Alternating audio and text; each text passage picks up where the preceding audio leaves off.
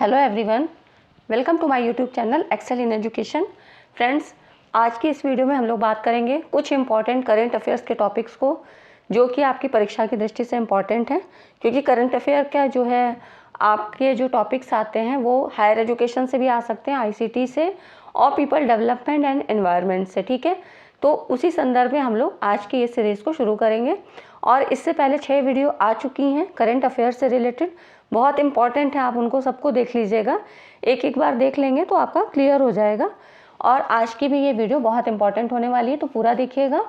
ठीक है, वीडियो पसंद आए तो लाइक एंड शेयर ज़रूर करा करिए, क्योंकि वीडियो देखने के बाद आप लोग लाइक नहीं करते हैं तो मुझे फीडबैक कैसे मिलेगा। तो इसलिए लाइक किया करिए और अपने कमेंट लिखा करिए। ठीक है, इसके पहले जो है पीपल डेवलपमेंट एंड एनवायरनमेंट की 100 क्वेश्चंस की सीरीज़ करवा दी है। उसके बाद लॉजिकल रीजनिंग की एक्सपेक्टेड क्वेश्चंस की आ चुकी है, और आपके रिसर्च से प्रीवियस ईयर के क्वेश्चंस की सीरीज़ करा दी है। 100 क्वेश्चन सब में हो चुके हैं। ठीक है, आईसीटी के भी कुछ क्वेश्चंस को सॉल्व करा दिया है और टीचिंग एप्टीट्यूड के भी, तो आप लोग उनको देख लीजिएगा, आपके लिए हेल्पफुल होंगी। क्योंकि प्रीवियस ईयर क्वेश्चंस के साथ ही साथ मैं एक्सप्लेनेशन भी आपको दे देती हूँ जो इम्पॉर्टेंट होते हैं, और उससे संदर्भित जो भी और जो रिलेटेड चीज़ें हैं उनको भी वहाँ पे कवर करा दिया जाता है। तो इसलिए कम टाइम में आपकी अच्छी तैयारी कैसे हो, उन वीडियोस को आप देख लीजिएगा, तो आपको जो है काफ़ी चीज़ें क्लियर हो जाएंगी कम समय में। ठीक है, उसके बाद अब आप लोग के रिवीजन का समय है, तो आप लोगों ने जितना पढ़ लिया है उसी को रिवाइज करिए और प्रीवियस ईयर क्वेश्चंस को ज़्यादा ध्यान देके करिए। ठीक है, मैं भी यहाँ पे एक्सपेक्टेड क्वेश्चंस की सीरीज़ को आपको दूंगी। चलिए स्टार्ट करते हैं। टेलीग्राम चैनल को ज़रूर ज्वाइन कर लें, जो लोग पहली बार देख रहे हैं, पहली बार जुड़े हैं इस चैनल से, तो वो लोग चैनल को सब्सक्राइब कर लें और टेलीग्राम चैनल को भी ज्वाइन करें। चलिए फ्रेंड्स, स्टार्ट करते हैं। और आपने देखा होगा पेपर का पैटर्न, तो वहाँ पे क्या होता है, कुछ इम्पॉर्टेंट डेज, महत्वपूर्ण दिवस भी पूछे गए हैं कई बार। ठीक है, कई बार मैचिंग में आते हैं और कई बार आपको ऐसे भी पूछ लिए जाते हैं, तो इसको पता होना भी ज़रूरी होता है। तो कुछ ऐसे इम्पॉर्टेंट जो है महत्वपूर्ण दिवस हैं जो कि आपको पता होना चाहिए, जो आपके एनवायरनमेंट से संबंधित है या आईसीटी से कहीं ना कहीं आपके रिलेट करते हैं। ठीक है, देखिए यहाँ पर है विश्व शिक्षक दिवस, कई बार पूछा गया है, 5 अक्टूबर को होता है। इसी को अंतर्राष्ट्रीय शिक्षक दिवस भी कहते हैं, और हर साल ये 5 अक्टूबर को ही मनाया जाता है। ठीक है, ये शिक्षकों को छात्रों के प्रति उनके योगदान को चिन्हित करने, धन्यवाद देने और सम्मान करने का दिन है। इसे यूनेस्को द्वारा 1994 में 5 अक्टूबर को विश्व शिक्षक दिवस के रूप में घोषित किया गया था। अब 2022 की थीम क्या है, थीम भी आप लोग देखते चलें, क्योंकि कई बार आपको क्या है, जब आपके जो है 4 ऑप्शन ऐसे दिए रहते हैं, उसमें से इस तरह से जब फाइंड आउट करना होता है कि इससे रिलेटेड क्या चीज़ है, तब वहाँ पर ये चीज़ें ज़रूरी होती हैं कि आपको उनके पॉइंट सारे पता हों। ठीक है, अब इसकी थीम क्या थी, the transformation of education begin with the teachers. ठीक है, और भारत में शिक्षक दिवस हर साल 5 सितंबर को मनाया जाता है, इतना याद रखिएगा। ये विश्व शिक्षक दिवस है 5 अक्टूबर। ठीक है, अंतर्राष्ट्रीय शिक्षक दिवस इस तरह से भी कह सकते हैं, तो 5 अक्टूबर ही आपको याद रखना है। और भारत में शिक्षक दिवस की बात करें, खाली शिक्षक दिवस पूछा जाता है, तो ये 5 सितंबर को। ठीक है, आगे देखिए, नेक्स्ट है विश्व पर्यावरण दिवस, 3 अक्टूबर को होता है, और ये संयुक्त राष्ट्र की एक पहल है जो हर साल अक्टूबर के पहले सोमवार को मनाया जाता है। तो 2022 में ये कब पड़ा, तो 3 अक्टूबर को। ठीक है, हर साल अक्टूबर के पहले सोमवार को, इतना याद रखिएगा। ठीक है, और पहली बार 1986 में केन्या के नैरोबी में मनाया गया था। और अब की बार की इसकी थीम क्या थी 2022 की, mind the gap, leave no one and place behind. ठीक है, थोड़ा सा रिलेट करके चीज़ें पढ़िएगा। तो विश्व पर्यावरण दिवस की ये थीम थी। ठीक, तो मतलब इसको ऐसे याद रखिए, क्योंकि ये दिन हमारे कस्बों और शहरों की स्थिति और सभी के लिए पर्याप्त आश्रय के मूल अधिकार को स्वीकार करने के लिए मनाया जाता है। तो आप ऐसे याद रखिएगा, शहरों की स्थिति मतलब प्लेस बिहाइंड। ठीक है, no one and place behind, place behind से आप याद रखिएगा विश्व पर्यावरण दिवस। ठीक है, ये हो गया आपका। फिर देखिए 14 अक्टूबर को मनाया गया अंतर्राष्ट्रीय ई कचरा दिवस। ई कचरा दिवस मतलब WEEE है इसका, इस फोरम ने इसको मनाया था। तो इसका फुल फॉर्म क्या है, waste electrical and electronic equipment regulation. इस फोरम ने 2018 में अपशिष्ट इलेक्ट्रिकल और इलेक्ट्रॉनिक उपकरण रिसाइकलिंग की सार्वजनिक प्रोफाइल को बढ़ाने और उपभोक्ताओं को रिसाइकलिंग करने के लिए प्रोत्साहित करने के लिए इस दिवस की शुरुआत की थी। 2022 की थीम क्या थी? Recycle it all know matter how small. ठीक, ये तो याद रहेगा आपको, रिसाइकल से इसको याद रखिएगा। रिसाइकल इट ऑल मतलब सभी चीज़ को आपको रिसाइकिल करना है, ये मैटर बिल्कुल भी नहीं है कि कितना स्मॉल है। ठीक, ऐसे करके थोड़ा रिलेट करके चीज़ों को याद किया करिए। ठीक है, आगे देखते हैं। एक था 11 दिसंबर को भारतीय भाषा दिवस मनाने का प्रस्ताव, किसके द्वारा था? यूजीसी के द्वारा। तो यूजीसी ने सभी उच्च शिक्षा संस्थानों को हर साल 11 दिसंबर को भारतीय भाषा दिवस मनाने का निर्देश दिया है। ठीक है, तो एक नोटिस में यूजीसी ने कहा कि ये दिन भाषा सद्भाव और भारतीय भाषाओं को सीखने के लिए अनुकूल माहौल विकसित करने के लिए मनाया जाएगा। और इसी दिन 11 दिसंबर को ही आधुनिक तमिल कविता के अग्रदूत कवि सुब्रमण्यम भारती जी की भी जयंती है। ठीक है, तो 11 दिसंबर किस लिए फेमस है? भारतीय भाषा दिवस। राष्ट्रीय शिक्षा दिवस ये है 11 नवंबर। इसको स्वतंत्रता के बाद भारत के पहले शिक्षा मंत्री मौलाना अबुल कलाम आज़ाद जी की जयंती को चिन्हित करने के लिए हर साल 11 नवंबर को राष्ट्रीय शिक्षा दिवस मनाया जाता है। ठीक है, और प्रमुख सरकार ने 11 नवंबर 2008 को राष्ट्रीय शिक्षा दिवस के रूप में घोषित किया था। और मौलाना आज़ाद जी को मरणोपरांत भारत रत्न से भी सम्मानित किया गया है। कब? 1992 में। ठीक है, स्टैटिक जीके का आपका ये बनता है क्वेश्चन। भारत का संविधान दिवस 26 नवंबर को मनाया जाता है। इस भारत के संविधान को अपनाने के उपलक्ष्य में हर साल 26 नवंबर को भारत में संविधान दिवस मनाया जाता है। ठीक है, संविधान को अपनाया कब गया था? तो 26 नवंबर 1949 को भारत की संविधान सभा ने भारत के संविधान को अपनाया। और लागू कब हुआ था? 26 जनवरी 1950 को। ठीक है, क्योंकि आपका पॉलिटी मतलब हायर एजुकेशन का भी पार्ट कुछ ना कुछ आता है, तो वहाँ पर ये चीज़ें जाननी ज़रूरी होती हैं। और बी आर अम्बेडकर जी की 125वीं जयंती पर केंद्र सरकार ने 26 नवंबर को संविधान दिवस के रूप में घोषित किया था। ठीक है, तो ये हो गया आपका। अब देखिए अगला जो है करंट अफेयर का पॉइंट है, पेट्रोलियम मंत्रालय ने किया नई दिल्ली में डांस टू डीकार्बोनाइज कार्यक्रम का आयोजन। अब ये क्यों था? पेट्रोलियम और प्राकृतिक गैस मंत्रालय ने 23 दिसंबर 2022 की घटना है ये, अक्षय ऊर्जा का उत्पादन करने के लिए डांस टू डीकार्बोनाइज नामक एक दिवसीय कार्यक्रम का आयोजन किया। मतलब इसका मतलब था नृत्य द्वारा उत्पादित अक्षय ऊर्जा रिन्यूएबल एनर्जी का उपयोग इलेक्ट्रिक वाहनों को चार्ज करने के लिए किया जाएगा। ठीक है, इसका एम यही था। नृत्य और संगीत का उपयोग करके यह आयोजन सतत ऊर्जा में भागीदारी बढ़ाने की उम्मीद करता है। फिर सबसे ज़्यादा इम्पोर्टेंट पॉइंट, भारत ने 2070 तक शुद्ध शून्य उत्सर्जन प्राप्त करने का लक्ष्य निर्धारित किया है। ठीक है, कई बार ऐसे भी पूछा जाता है क्वेश्चंस को। फिर देखिए विश्व कंप्यूटर साक्षरता दिवस, ये 2 दिसंबर को मनाया जाता है हर साल। ठीक है, ये दुनिया भर में लाखों लोगों को प्रभावित करने वाले डिजिटल डिवाइड को संबोधित करने और कंप्यूटर को सभी के लिए अधिक सुलभ बनाने के लिए किया गया। ठीक है, और इसको किसके द्वारा मनाया गया था? NIIT, NIIT, national institute of information technology.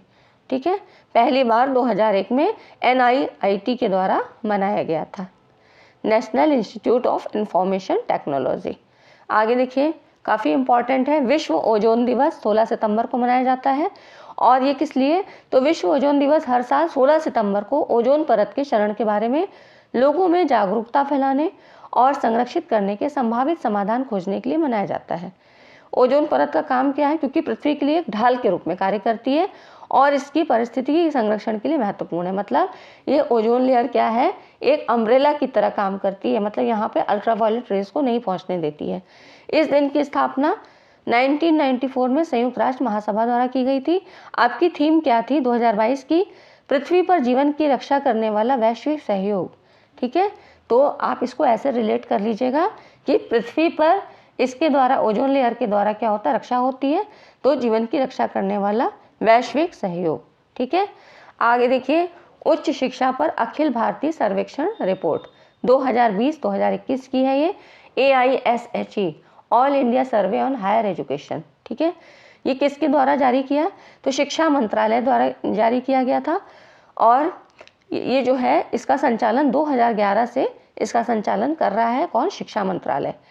उच्च शिक्षा की बात करें, क्योंकि आपको हायर का ही ज़्यादा पता होना चाहिए, तो आपकी जो है एनरोलमेंट बढ़ के 4.14 करोड़ हो गए। 2020-21 में 4.14 करोड़ हो गए, जो कि पहले 2019-20 में क्या 3.85 करोड़ थे। अब देखिए इस बार का तो आपको याद ही रखना है, लेकिन पिछला भी आपको पता होना चाहिए कि कितना इंक्रीमेंट हुआ। ठीक है, महिला नामांकन भी बढ़कर 2.01 करोड़ हो गया, जो कि पहले क्या था 2019-20 में 1.88 था। नामांकित छात्रों की संख्या में उत्तर प्रदेश शीर्ष राज्य है। अगर इस सर्वे रिपोर्ट की बात करें तो ग्रेजुएशन लेवल पर ह्यूमैनिटीज़ जैसे सब्जेक्ट में नामांकन सबसे अधिक था, लगभग 33%।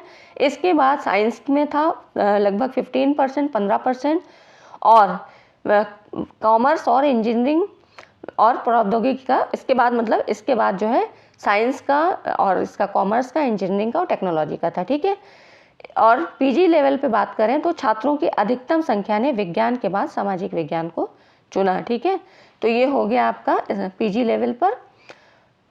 और उसके बाद यहाँ पर ये देख रहे हैं कि यहाँ ह्यूमैनिटीज़ का था। ठीक है, ग्रेजुएशन लेवल पर। तो इस तरह से इसके कुछ और आंकड़े हैं।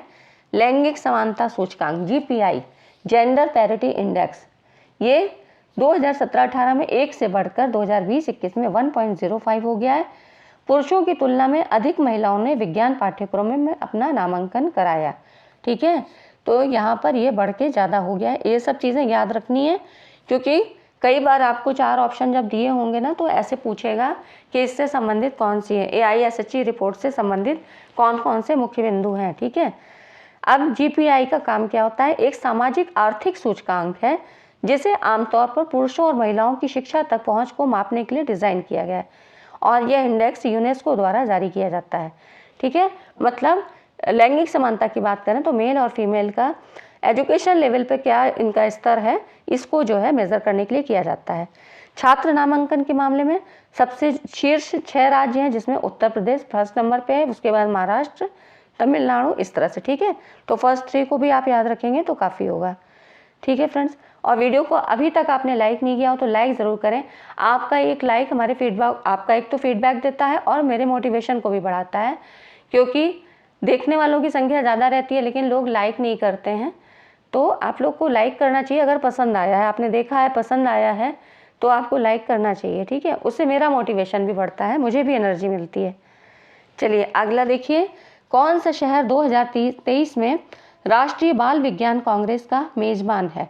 नेशनल चाइल्ड साइंस कांग्रेस, तो अहमदाबाद है। ठीक है, 30वीं राष्ट्रीय बाल विज्ञान कांग्रेस अहमदाबाद के साइंस सिटी में शुरू हुई। Gujarat council on science and technology और Gujarat council of science city इस कांग्रेस की मेज़बानी कर रहे हैं। ठीक है, तो अहमदाबाद में हुआ था और यहाँ पर काफ़ी अधिक लोगों ने इसमें भाग लिया। तो इस तरह से बस आपको ये याद रखना है कि कहाँ पे, तो जो है अहमदाबाद में हुआ था। ठीक है, 2023। और उसके बाद देखिए यहाँ पर देखिए, आधार, UPI, digi locker, CoWIN, GEM और जीएसटीएन जैसे डिजिटल समाधानों के समूह का नाम क्या है? तो इसके सम्मिलित रूप को कहते हैं इंडिया स्टैक। ठीक है, इंडिया स्टैक आधार, UPI, digi locker, CoWIN, GeM और जीएसटीएन जैसे डिजिटल समाधानों का एक बहुस्तरीय समूह है जिसने भारत में डिजिटल परिवर्तन में महत्वपूर्ण भूमिका निभाई है। ठीक है, पूरी दुनिया में भारत के डिजिटल सामान को व्यापक रूप से अपनाने को सुनिश्चित करने के लिए पहली इंडिया स्टैक डेवलपर कॉन्फ्रेंस नई दिल्ली में आयोजित की जाएगी। ठीक है, और वर्ल्ड गवर्नमेंट समिट 2023 में इंडिया स्टैक फोकस क्षेत्रों में से एक होगा, जो अगले महीने अबू धाबी में आयोजित किया जाएगा। तो वर्ल्ड का जो बात करें तो ये कहाँ पे? अबू धाबी में होगा। ठीक है, और जो पहली इंडिया स्टैक डेवलपर ये कॉन्फ्रेंस नई दिल्ली में आयोजित होगी। ठीक है, तो ये हो गया आपका, इसका नाम ज़रूर याद रखिएगा इंडिया स्टैक, क्योंकि आपके ये जो है ICT वाले जो है पोर्शन से ये क्वेश्चन बनता है। ठीक है, एशियाई शेरों के संरक्षण के लिए नई योजना का अनावरण किया गया। तो इस योजना का नाम क्या था? तो यहाँ पर गुजरात के एक क्षेत्र गिर में, ठीक है, जो गिर के फॉरेस्ट जो है काफ़ी प्रसिद्ध है, तो यहाँ पर देखिए, यहाँ एशियाई शेरों के संरक्षण के लिए योजना का अनावरण किया है। इसका नाम क्या है? तो लॉयन @47 विजन फॉर अमृतकल। ठीक है, इस शीर्षक वाली ये योजना लॉयन प्रोजेक्ट का हिस्सा है और इसका उद्देश्य शहरों की बढ़ती आबादी का प्रबंधन करने के लिए आवासों को सुरक्षित और पुनर्स्थापित करना है। ठीक है, तो यहाँ पर गुजरात में ये योजना का प्रारंभ किया गया और इसका नाम प्रोजेक्ट लॉयन, ये याद रखिएगा। ठीक है, तो ये इस योजना को लॉयन प्रोजेक्ट या इसका पूरा नाम भी आपको पता होना चाहिए। ठीक है, तो ये इम्पॉर्टेंट होता है। ये सारी अभी की घटनाएं हैं। केंद्र सरकार ने मुगल गार्डन का नाम बदलकर किया अमृत उद्यान। अब ये 28 जनवरी 2023 को नई दिल्ली के राष्ट्रपति भवन ने मुगल गार्डन का नाम बदलकर अमृत उद्यान कर दिया है। आज़ादी का अमृत महोत्सव के अवसर पर भारत के राष्ट्रपति जी ने राष्ट्रपति भवन गार्डन को अमृत उद्यान के रूप में नाम दिया है। ठीक है, तो इसका आपको नाम याद रखना है कि कौन सा नाम किया है, तो अमृत उद्यान। इसको मुगल गार्डन का नाम बदल के अमृत उद्यान कर दिया है। फिर देखिए, वर्ष 2030 तक संधारणीय विकास लक्ष्य 7 का उद्देश्य ऊर्जा दक्षता की वैश्विक दर में कितने गुना की वृद्धि करना है, तो ये 2 गुना की। ठीक है, इसका जो है आंसर आप देख सकते हैं कि 2 गुना की वृद्धि करना है। अगला देखिए, निम्नलिखित में से कौन सा देश 30 गीगावाट की क्षमता वाले विश्व के सबसे बड़े सौर वायु ऊर्जा की उद्यान की स्थापना की प्रक्रिया में संलग्न है। ठीक है, तो यहाँ पे कह रहा है कि सौर वायु ऊर्जा की बात करता है। ये क्वेश्चन आपका पिछली बार पूछा गया है और इसके जो पहले वाला क्वेश्चन था वो भी पूछा गया है। तो यहाँ पे इनका क्रम आपको बताना है। तो कौन सबसे बड़े सौर ऊर्जा, तो इसमें भारत जो है इसका नाम आएगा। तो यहाँ पर देख लीजिए, प्रधानमंत्री नरेंद्र मोदी द्वारा गुजरात के कक्ष में इसकी स्थापना की जा रही है। ठीक है, नेक्स्ट है, यूजीसी की नई गाइडलाइन आई है कि छात्र अब एक साथ 2 डिग्री प्रोग्राम की पढ़ाई कर सकेंगे। ये एनईपी 2020 के आधार पर जो नई एजुकेशन पॉलिसी है इसके द्वारा जारी किया गया है। इसमें कहा गया है कि इस नई शिक्षा नीति के तहत छात्र न सिर्फ एक से ज़्यादा कोर्स करने का मौका मिलेगा बल्कि दोनों कोर्स के सर्टिफिकेट मान्य होंगे। ठीक है, यहाँ पे देखिए, यूजीसी के अध्यक्ष एम जगदीश कुमार जी ने घोषणा की कि आयोग ने छात्रों को एक ही विश्वविद्यालय विभिन्न संस्थानों को एक साथ प्रत्यक्ष तरीके से 2 पूर्णकालिक और समान स्तर के डिग्री कार्यक्रम करने की अनुमति देने का फैसला किया। ठीक है, तो अब एक साथ 2 डिग्री प्रोग्राम की पढ़ाई हो सकती है नई शिक्षा नीति के अकॉर्डिंग, और ये 2022-23 से ही लागू हो जाएगी। ठीक है फ्रेंड्स, आज की वीडियो में इतना ही। ये वीडियो सेशन पसंद आया हो तो ज़रूर लाइक ज़रूर करें और शेयर करें और चैनल को सब्सक्राइब कर लीजिए। मिलते हैं अगली वीडियो में एक नए टॉपिक के साथ। Thanks for watching.